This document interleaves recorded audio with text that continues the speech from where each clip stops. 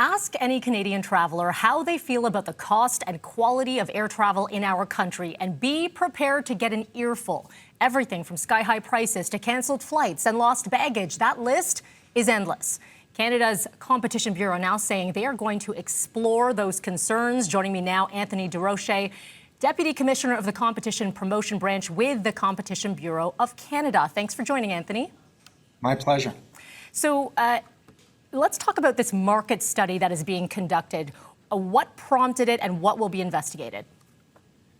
Well, what prompted it is the importance of the airline sector to Canadian consumers and to our economy. And what we've been hearing is that the number of complaints has been rising. We know it's already a very concentrated sector, with Air Canada and WestJet having the lion's share of the market. There are indications that prices in Canada are higher than they are elsewhere.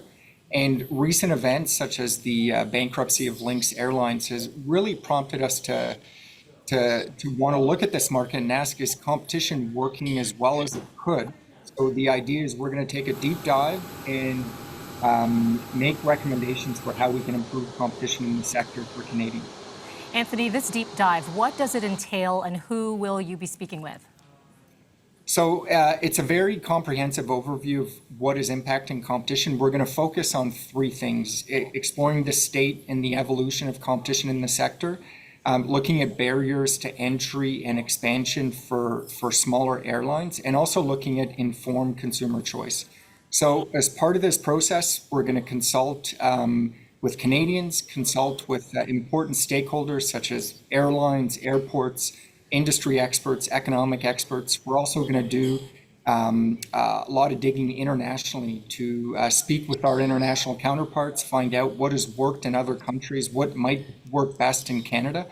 So it's really a comprehensive examination, and this is going to culminate with the publication of a report with our findings and recommendations in June of next year. When this report does come out, what happens with it? Do you then go to the government and say things need to change? What happens? That's exactly right. So we are an independent law enforcement agency, and all our recommendations are really based by facts and evidence. So part of this exercise over the coming months is really going to be to collect the relevant facts, information, data, review documents, interview stakeholders, and at the end of the day, produce recommendations really aimed at increasing competitive intensity in the sector. We're making it easier, lower barriers to entry and expansion for smaller airlines in Canada. And we're going to work with governments at all levels to really with the view of implementing these recommendations, because we know competition is very important, not just for price, but also for quality of service for Canadians. Anthony, with some of these recommendations, could anything be retroactive? What you find over the next, as you said, completion of June 2025, and you're seeing numerous complaints from Canadians across the board, could anything be retroactive when it comes to changes implemented after this report is done?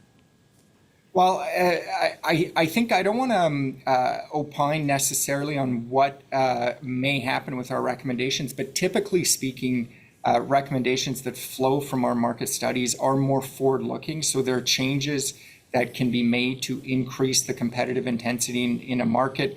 It could be a number of different recommendations, but that's really a part of the exercise right now, to consult, to get information, and to really determine what are the potential changes that can be made to improve competition for Canadians. Okay, so a lot to happen over the next year. I know there is a lot of interest in this. Anthony Durocher with the Competition Bureau of Canada. Appreciate your time. Thank you. Thank you very much. Bye-bye.